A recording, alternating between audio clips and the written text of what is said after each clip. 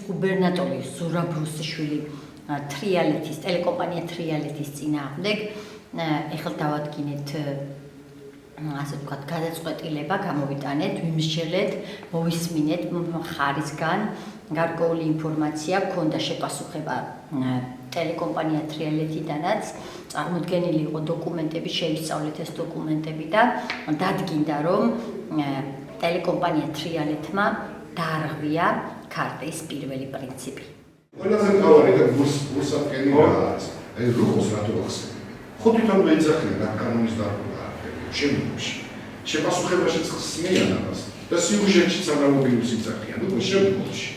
ეხლა რუკოს და მიმართებაში რო ეთქვათ რომ ეს რუკო დაარსდა მიკროსაფინანსო ორგანიზაცია 2010 წელს და თქვათ გუბერნატორის დანიშვნიდან ნორთვეში დედამისმა დაათმოწილი რაღაცა უფრო რამაზად ეს სიუჟეტი წარმოჩინდებოდა. ანუ სიმართლეს ნათამას მოქალაქეები და ჩვენც დავინახავდით რომ ჟურნალისტი ეცადა ეთქვა ის რომ დედამისმა დანიშვნიდან ნორთვეში დაათმოწილი მიუხედავად იმისა რომ კანონი არ იგრძნობდა წილის ბლოკას.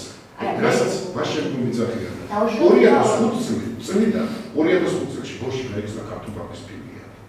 დღიდან გახსნისა 2005 წლიდან გუბერნატორად დანიშნავდა იყო ამ ფილიალის ხელმძღვანელი. ეხლა რუკოს რატო ახსენებენ? ეს არის სალომბარდო ბიზნეს ეწევა და პარალელურად სწავლებენ რომ აიო ჩიხს რასწავლებენ.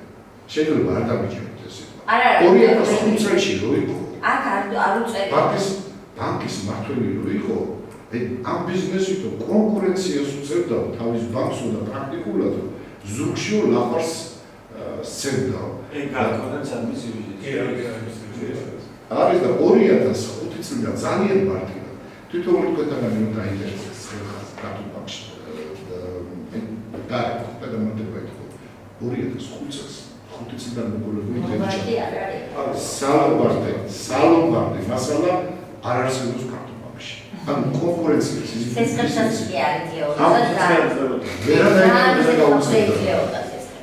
ეს იყო ძალიან ეშმაკურად, პოლიტიკურად გათვლილი ბრალდება, რომ იქ ვიღაცას რაღაც დაეჯერა. მოგოშულები ფიქრობენ, რომ აღნიშნული შპს როინი მიხანაშვილმა გუბერნიის ადმინისტრაციის უფროსის სოფო მიხანაშვილის მამამ სწორედ იმ მიწის ნაკვეთის დასაკუთრების მიზნით შექმნა, რომელიც 35 წელი მათ სარგებლობაში იყო. ისინი საჯარო რეესტრის აუნატერსაც უჩვენებენ. დოკუმენტის თანახმად აქტივების მარცხენა და განვითარების კომპანია პირად საკუთრებაში განათლებისა და მეცნიერების სამინისტროს ბალანსზე არსებული სკოლა-ინტერნატის 5 მიწის ნაწილიც დაირეგისტრირა.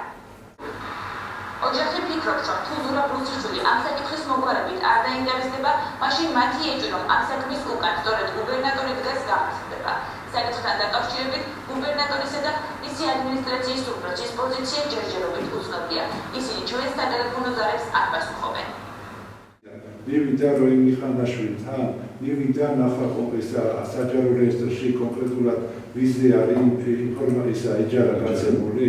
აქ წერილობით ამბობს, რომ როინი მიხანაშვილი იქ არის ამ მონაცემში არის გიგი მიხანაშვილი. მამა მიისაკუთრა და შვილს იჯარებდა. ეს ხო დამახინჯებული ფაქტებია და უკავშირებს მერებს მე და გუბერნატორის გარეშე ესაფუძნებოდა. ეს და დასამალი იყო. პირიქით, სიუჟეტის მომზად იმის მათ ინტერესებში რა შედიოდა ის რომ ინფორმაცია გასულიყო, რომ ისულიყვნენ მიხანაშვილი და დასამალი რა ქონდა საკუთარი საკარმიდამო ნაკვეთია ბამფაფისეულის სოფელში. სადაც აშენებენ სადაც. რას გულისხმობს პირველი პრინციპი?